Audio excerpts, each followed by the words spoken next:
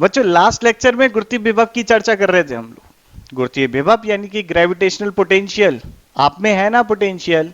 Potential का मतलब ability to do something, है ना आपके अंदर? तो बिल्कुल उसी तरीके से गुरुत्वीय क्षेत्र में कोई भी रखा हुआ पिंड है, उसके पास अगर ग्रेविटेशनल पोटेंशियल है तो उसके अंदर कुछ क्षमता है किसी कार्य को करने की। हम कह सकते हैं अगर उसके पास द्रव्यमान है तो ऊर्जा भी है। और कौन सी ऊर्जा होती है? स्थितिज ऊर्जा। चलिए, अब मैं जानना चाहता हूं, एक संबंध जानना चाहता हूं। कौन सा संबंध? कि बाह्य कारक द्वारा कोई भी, जैसे मैं हूं या फिर आप हो, ग्रेविटेशनल फील्ड में कोई वस्तु उठाई, यहां से लेके यहां रख दी, ठीक? तो मैंने कुछ वर्क किया ना, किया नहीं किया? ये वर्क बेटा, इसको गुरुत्वीय विभव में कैसे लिख सकते हैं? In the format of gravitational potential, यानी कि work done by external agent, जो मैंने काम किया वो, और इस पॉइंट का ग्रेविटेशनल पोटेंशियल और इस पॉइंट का ग्रेविटेशनल पोटेंशियल, इनमें रिलेशन, और वर्क डन बाय मी यानी कि मेरे द्वारा किया गया कार्य, इसमें कैसे संबंध स्थापित कर सकते हैं? तो इसी चीज को देखना चाहते हैं। मान लो मेरे पास बच्चे एक वस्तु है जिसका द्रव्यमान m है। ये जो आपकी स्थिति है, गुरुत्वीय क्षेत्र चारों तरफ क्या है? गुरुत्वीय क्षेत्र पूरी तरफ। इस गुरुत्वीय क्षेत्र में a बिंदु पर रखी है वस्तु। अब यहां से मैं कहीं ले गया b बिंदु पर। b बिंदु पर गुरुत्वीय क्षेत्र जो है उसका विभव VB है, A बिंदु पर गुरुत्वीय विभव VA है, ठीक है? अब मैं इसको ले जा रहा हूं, तो मैंने यहां से ले जाने में यहां तक कुछ वर्क डन किया, तो ये work done by external agent क्या होगा, ये देखना चाहते हैं। अच्छा भाई, ले कैसे जा रहा हूं, ये बहुत महत्वपूर्ण बात है, ठीक है? अब मैं ऐसे क्या कह रहा हूं, ध्यान से समझना। मैं यहां से ले गया, रेस्ट पे था, और यहां पर ले गया तब भी ये रेस्ट पे है। ऐसे लेके गया कि भाई यहां से स्टार्ट किया ना, यहां से स्टार्ट किया वर्क मैंने करना, तो रेस्ट पे था और यहां लेके गया तब भी ये रेस्ट पे। तो change in kinetic energy zero. Change in kinetic energy zero हुआ ना, यहां पे भी रेस्ट पे था और वहां बी पे भी रेस्ट पे था। तो भाई सभी को पता है वर्क एनर्जी, आपने जब चैप्टर पढ़ा था कार्य ऊर्जा शक्ति में, तो मैंने बताया भी था कि work done by external agent जो है बच्चों, ये बराबर हो जाता है डेल्टा यू। डेल्टा यू क्या है? परिवर्तन है। किस में परिवर्तन है? स्थितिज ऊर्जा में परिवर्तन है। तो डेल्टा यू प्लस डेल्टा के ई। अब भाई डेल्टा के ई क्या है? गतिज ऊर्जा में परिवर्तन। यहां पे भी रेस्ट पे था, यहां पर भी रेस्ट पे था, गतिज ऊर्जा में परिवर्तन तो शून्य हो गया। तो work done by external agent बराबर हो गया डेल्टा यू, जो हो गया you final minus you initial, यानी कि अंतिम बिंदु पर स्थितिज ऊर्जा, गुरुत्वीय स्थितिज ऊर्जा जो कि यू बी है, माइनस प्रारंभिक बिंदु पर स्थितिज ऊर्जा। प्रारंभिक बिंदु तो ए है और ए बिंदु पर स्थितिज ऊर्जा यू ए है।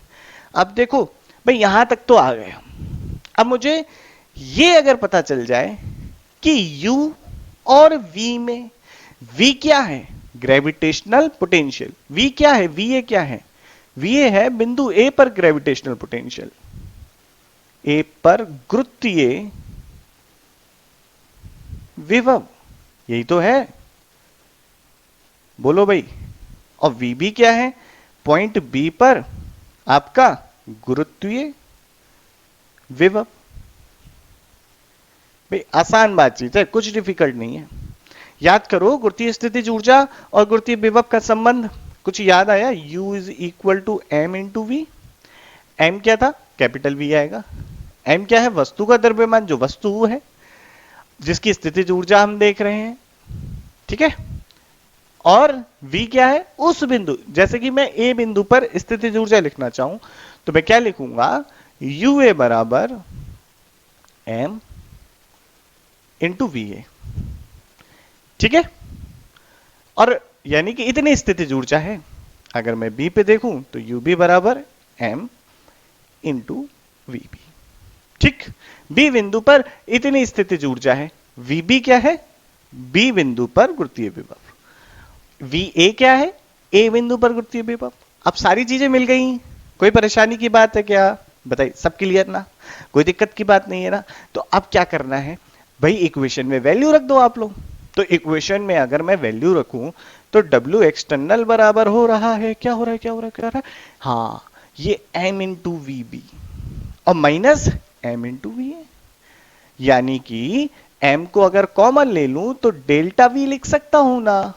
तो work done by external agent बराबर होता है जिस वस्तु पर कार्य कर रहे हैं उस वस्तु का द्रव्यमान गुणा जिस बिंदु बिंदु ए से बिंदु बी पे लेके गए तो इनका गुरुत्वीय विभव में जो अंतर है उसके गुणनफल के। ठीक है बेटा, कोई दिक्कत परेशानी समस्या नहीं है? ठीक है, तो ये एक इंपॉर्टेंट चीज है, इसे नोट कर लें। फिर हम देखेंगे कि अगर पृथ्वी की सतह से h ऊंचाई पर ले गया तो गुरुत्वीय स्थितिज ऊर्जा में परिवर्तन कितना हुआ, पहला पॉइंट मैं ये जानना चाहता हूं। दूसरा पॉइंट मैं ये जानना चाहता हूं कि ऐसा करने में एक्सटर्नल एजेंट ने कितना वर्क किया। तो चलो इसे नोट करो, फिर चेक करते हैं उसे। बच्चों अब देख रहे हैं ना, मान लो ये अपनी पृथ्वी है, क्या देख रहे हैं समझाता हूं। ये यार पृथ्वी है, ठीक है, पृथ्वी है। पृथ्वी भाई चपटी है मानता हूं, पर मैं यहां पर मान रहा हूं कि पृथ्वी गोला है, क्या ही जाता है। अब इस गोले का तो केंद्र होगा, उसको मैं कह रहा हूं ओ केंद्र है, और पृथ्वी की त्रिज्या कैपिटल आर है, पृथ्वी का द्रव्यमान कैपिटल एम है।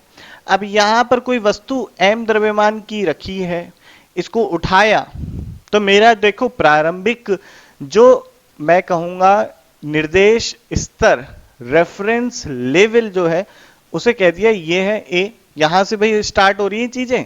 अब यहां से मैं इसे एच ऊंचाई तक उठा के ले गया, ठीक है, कितनी ऊंचाई तक बच्चे लेके गया हूं, एच ऊंचाई तक उठा के ऊपर ले गया। तो अब मेरा फाइनल लेवल यहां आ गया बी, ये बी आ गया ना फाइनल लेवल। मुझे ये जानना है कि जब मैं यहां से यहां गया तो क्या गुरुत्वीय स्थितिज ऊर्जा में परिवर्तन हुआ, वही होगा। अब ऐसा करने के लिए कोई पिंड जो है स्वतः तो इतनी क्षमता रखता नहीं है, किसी एक्सटर्नल एजेंट ने ही वर्क किया होगा। जैसे आप ईंट को उठाओ, ईंट को उठा के ऊपर रख दो तो भाई आपने कार्य किया ना। मान लो आप जा रहे हो, ईंट अपने आप उठ रही है बिना किसी मशीन के, तो भाई एक्सटर्नल छोड़ो, वहां से भाग जाओ बच्चों, वहां पे नहीं रुकना है अब, ठीक है। मजाक की बात अलग है, यहां पे समझो। अब एच ऊंचाई पर ले गए यार, अब एच ऊंचाई पर अगर इसे ले गए हैं तो कुछ एक्सटर्नल एजेंट ने क्या किया, वर्क किया। तो उस एक्सटर्नल एजेंट का जो वर्क है ना वो कैलकुलेट करना चाहता हूं मैं, ठीक।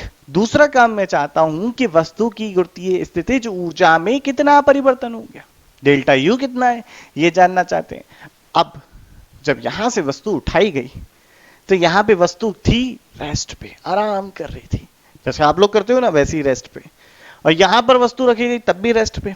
तो यानी कि प्रारंभिक गतिज ऊर्जा भी शून्य है और अंतिम गतिज ऊर्जा भी शून्य, तो गतिज ऊर्जा में परिवर्तन भी शून्य। अरे 0 - 0 डबल 0 मत करना, 0 - 0 0 ही होता है।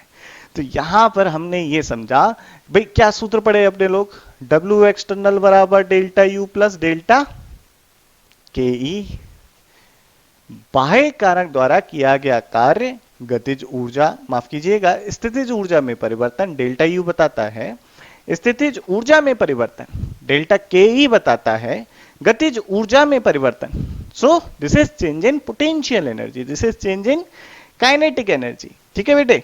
अब अगर इतना पता है मुझको, अब मैं देखना चाहता हूं कितना वर्क हुआ। भाई पहले रेस्ट पे था तो यहां पर वेलोसिटी 0, यहां पर वेलोसिटी 0, ये मैं कंडीशन लेके चल रहा हूं। तो चेंज इन काइनेटिक एनर्जी कितना हो गया, डेल्टा के ही क्या हो गया, 0 - 0 डबल 0, अरे 0 ही रहना है, कोई फर्क नहीं पड़ना। अब डेल्टा यू की बात इंपॉर्टेंट है। अब बहुत से लोग सोच रहे होंगे कि सर यहां पर हम कहते हैं यहां पे तो 0 है। अब थोड़ा सा चीजें अलग है, यहां पर हम गुरुत्वीय स्थितिज ऊर्जा को पूरा कंसीडर करेंगे।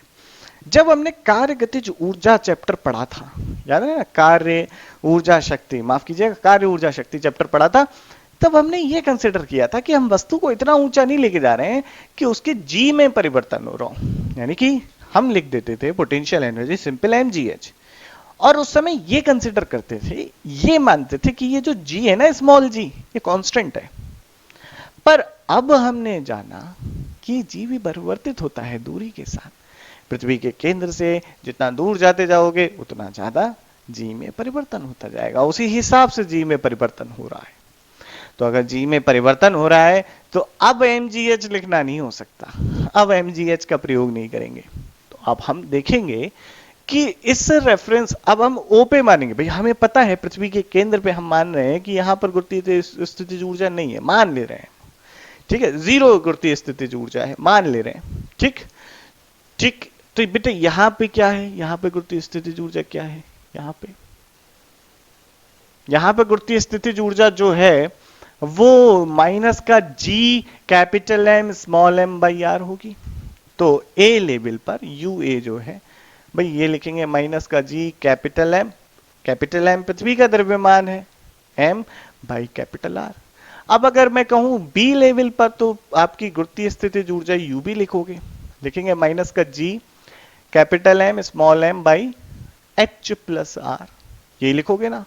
तो गुरुत्वीय स्थितिज ऊर्जा में परिवर्तन डेल्टा यू ही लिखोगे, ये हो जाएगा यू बी माइनस का यू ए। यू बी कितना है, माइनस का G capital M small m by H plus R, और ये माइनस का G capital M small m by R. अगर माइनस को कॉमन भी ले या नहीं ले, बताओ, नहीं ले रहे तो इतना लिख सकते हैं जी एम बाई आर। देखो ये माइनस माइनस प्लस हो जाना है और यहां पे माइनस का साइन आ गया, ठीक है, और ये एच प्लस आर हो गया। अब G capital M small m common ले लेते हैं, तो ये कॉमन आ गया और इधर कितना हो गया, 1 बाई आर माइनस का एच प्लस आर, ठीक है। एलसीएम ले लो, R into H plus R minus का आर और गुणा में चलेगा G capital M small m, ये हो गया डेल्टा यू, और आर ने आर को भाई उड़ा दिया, ये हो गया G capital M small m H plus R into R, into ऊपर क्या आ रहा है बच्चे, एच।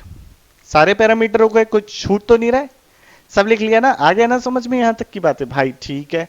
तो डेल्टा यू पॉजिटिव हुआ, ठीक, गुरुत्वीय स्थितिज ऊर्जा का मान बढ़ गया, ठीक है। हमें पता है कि भाई ये नेगेटिव वैल्यू होती है, जितना आर नीचे वाला टर्म बढ़ता जाएगा उतना भाई नेगेटिव वैल्यू की वैल्यू कम होती जाएगी, और हम कहेंगे जो यू है वो बढ़ रहा है ना, ठीक। पहले भी डिस्कस कर चुके हैं, माइनस से मैंने आपको रिलेट करके बताया था। अब बेटा यहां पे इस टर्म में देखो, अगर मैं कहूं कि मैं नीचे से लेता हूं कुछ कॉमन, तो क्या कॉमन लूं, मैंने नीचे से कॉमन ले लिया कैपिटल आर, तो ऐसी चीजें बन रही हैं, देखो G capital M small m H, नीचे से आर कॉमन लिया है तो ये हो गया R square H plus H by R और इधर 1, यही आया ना। अब बेटे थोड़ा सा और सोचते हैं, थोड़ा और सोच लेते हैं, क्या सोचते हैं, ध्यान से देखो। अगर मैं कहूं आर बहुत बड़ा, यानी कि किसकी तुलना में, किससे कंपेयर कर रहे हो, कंपेयर कर रहे हैं हम एच से, ये जो अपना एच है ना, ये इतना सा उठा लिया, ये पृथ्वी की त्रिज्या 6400 किलोमीटर, ये क्या आएगा काम में, सोचो, बहुत नगण्य मान सकते हो ना, आर बहुत ज्यादा बड़ा है और इतना सा उठा के ले जा रहे हो तुम, क्या ज्यादा बड़ा कहलाएगा, नहीं होगा ना। तो बेटा ये चीज को नेग्लेक्ट कर दोगे उस समय, तो क्या ये जी, अभी और देख लो चाहे तो, भाई G capital M into small m को ऐसे ही रहने देते, G M by R square, कुछ पैरामीटर याद आ रहा है, G M by R square small g को बोला है अपने लोगों ने, पृथ्वी पे जो गुरुत्वीय त्वरण क्या मान है उसको हमने इससे ही देखा है, ठीक है। तो आपका ये आ गया जी, इधर आ गया एम, और ये आ गया एच, और नीचे H plus H by R plus 1 आ गया ना। अब देखो अगर एच बहुत छोटा हो, एच बहुत छोटा हो, तो ऐसी परिस्थिति में ये चीज को नगण्य जीरो मान लेते हैं, आर बहुत ज्यादा बड़ा है, ये वैल्यू कुछ नहीं, तो आपका एमजीएच रहेगा।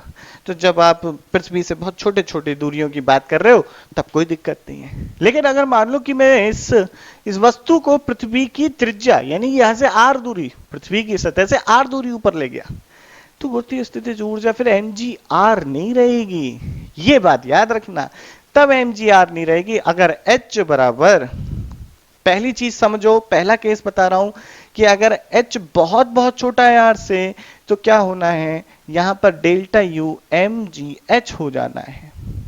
और अगर H बहुत छोटा नहीं है तब ये लगाओ, ये वाला लगाओ। अब दूसरा पॉइंट समझो कि अगर H बराबर कैपिटल R ही हो तब क्या होगा, डेल्टा U बराबर लिखोगे mg, H की जगह R करो, अब ये R बटे R +1, ठीक है। तो बेटा ये कितना हो गया, ये हो गया mgr, ये 1 हो गया, जीरो तो नहीं होगा ना, 1 ही होगा ना, R से R ने उड़ा दिया एक दूसरे को, तो ये हो गया 1 + 1 और ये हो गया mgr/2। तो अलग अंतर है। तो ये जो mgh लेते हैं ना आपने लोग, जो हमने वर्क पावर एनर्जी में पढ़ा था, वो ये मान के पढ़ा था कि h बहुत ज्यादा नहीं है, g में बहुत बड़ा परिवर्तन नहीं है। लेकिन यहां पे जब अगर आप पृथ्वी की त्रिज्या जितनी दूर ले जाओगे तब जी में बहुत बड़ा परिवर्तन आ जाएगा, तब आपकी गुरुत्वीय स्थितिज ऊर्जा में जो परिवर्तन होगा वो इसके बराबर होगा mgr/2। तो एक इंपॉर्टेंट चीज डिस्कस करी है अभी हम लोगों ने बच्चों, इसे नोट कर लीजिए, फिर कुछ और डिस्कस करते हैं बच्चों। अब एक और प्रॉब्लम देखते हैं कि अगर कोई वस्तु जो है h अधिकतम ऊंचाई तक गई, ठीक, कितनी ऊंचाई तक गई, h अधिकतम ऊंचाई तक गई, तो उसको कितना प्रारंभिक वेग दिया गया होगा। सवाल अच्छा है ना, सोचने का है ना। तो देखते हैं भाई कितना प्रारंभिक वेग दिया जाए। मान लो कि आपके पास एक बॉल है, आप बाहुबली हो, आपके अंदर असीम क्षमताएं हैं, तो जब असीम क्षमताएं आपने लिए, बॉल बहुत तेजी से ऊपर की, बहुत तेजी, ये मतलब इतनी तेजी की ना एच बहुत बड़ा, एच जो है कंपेरेबल हो रहा है आर के, समझ रहे हो, आर क्या है यहाँ पे, पृथ्वी की त्रिज्या है, इससे कंपेरेबल, तुलनात्मक है, ऐसा नहीं बहुत एच 10 मीटर ही नहीं, ठीक है। तो अब ऐसा परिस्थिति में जब आपने देखा ये एच जो है हाइट आपको पता चल गई, मान लो 2 किलोमीटर ऊपर चली गई, ठीक है, ये 2000 किलोमीटर ऊपर चली गई, मस्त। तो 2000 किलोमीटर अगर आपने ऊपर फेंक दी बॉल को, तो आपने कुछ वेग दिया होगा ना उसको, वही वेग देखना चाहते हैं। अब यहां पर अगर केबल काइनेमेटिक्स जैसे आपने शुद्ध गति की पढ़ी थी, तो आपको याद होगा कि भाई v² आप पढ़े थे कि भाई h ऊंचाई तक जाती तो v² बराबर 2gh लिख लेते थे, और v = √2gh, कहानी खत्म। क्या यहां पे नहीं लगा सकते क्या, बताओ, सोचो, लग सकता है या नहीं लग सकता, क्यों नहीं लगा सकते भाई। सबसे बड़ी दिक्कत की बात यह है कि जब इस सूत्र का इस्तेमाल कर रहे थे तो ये मान के चल रहे थे कि जी नियत है, G is constant, small g, acceleration due to gravity वो जो कांस्टेंट है, पर यहां नहीं मान सकते, क्योंकि वो तभी मान सकते हो जब h पृथ्वी की त्रिज्या से बहुत कम था, 10 मीटर, 20 मीटर, 1 किलोमीटर भी ले लो, ठीक है।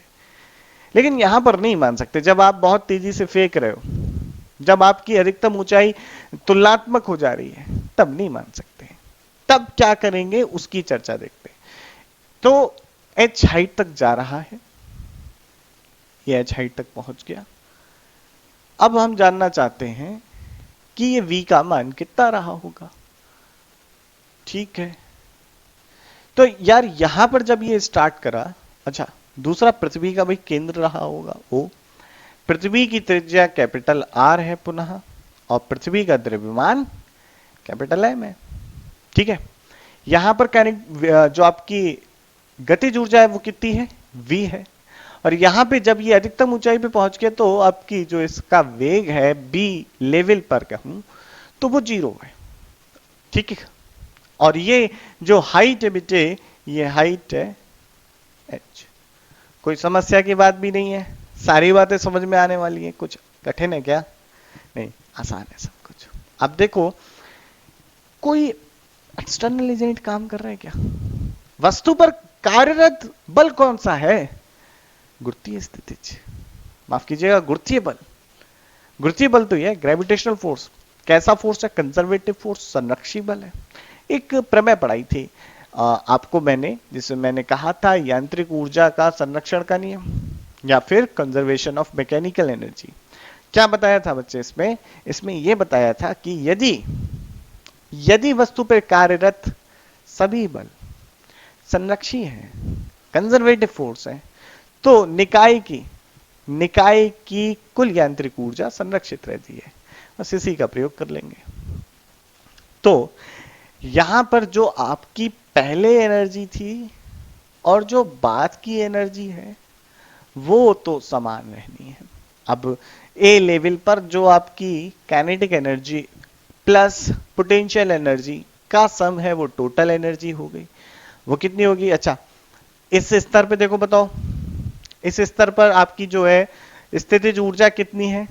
स्थितिज ऊर्जा बेटा यहां पर है minus G capital M small m by capital R. ठीक है, और यहां पर काइनेटिक एनर्जी कितनी है? 1/2 एम वी स्क्वायर। अब देखो बी बिंदु पर जब ये पहुंच गया तो इसका वेग तो शून्य हो गया ना? नहीं हुआ भाई, अधिकतम ऊंचाई पर वेग शून्य होता है, तो काइनेटिक एनर्जी वहां पर कितनी हो गई? 0। पर क्या स्थितिज ऊर्जा भी 0 हो गई? ये कितना है? आर। ये कितना है? एच। तो ये हो गया आर प्लस एच। तो ये कितना हो गया? माइनस का G capital M small m by R plus H. और आपकी गतिज ऊर्जा कितनी हो गई? यहां पे 0, क्योंकि वेग हो चुका है 0। अब यहीं पे हमें वही लगाना है, यांत्रिक ऊर्जा का संरक्षण का नियम। तो ई ए बराबर ई बी होना चाहिए। ई ए है माइनस का G capital M small m by R plus half M B square. और यहां पर कितना हो गया? माइनस का G capital M small m R plus H plus 0 नहीं लिख रहा, मतलब नहीं बनता कुछ भी। ये m ने m को मार दिया, तो v स्क्वायर बाई 2 कितना हो गया? ये हो गया G M by R minus G M by R plus H.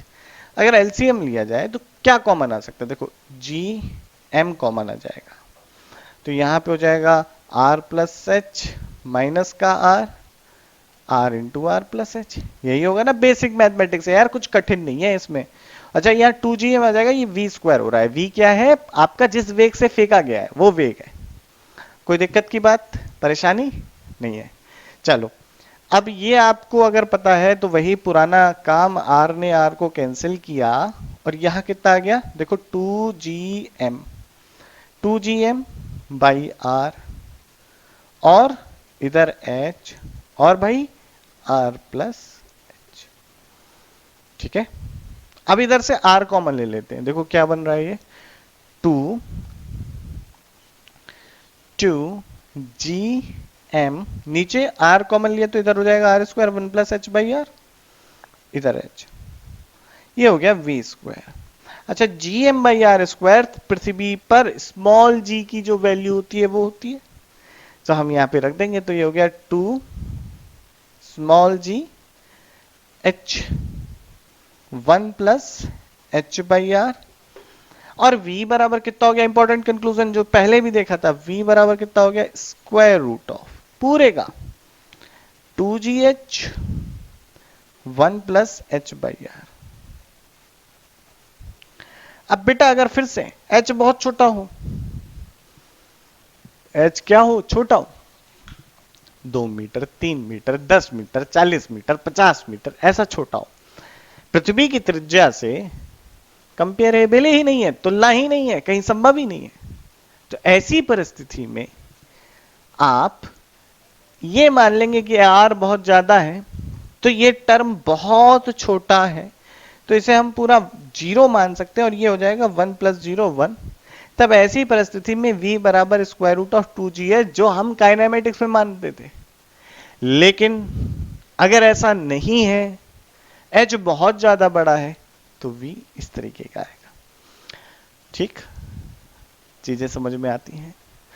अब अगर मान लीजिए किसी वस्तु को v वेग से फेंक रहे हैं, तो वह अधिकतम ऊंचाई कितनी प्राप्त करेगी, इसकी भी गणना कर लेते हैं। तो पहले से नोट करिए, फिर आगे की बातचीत। ठीक है, जल्दी से नोट करिए।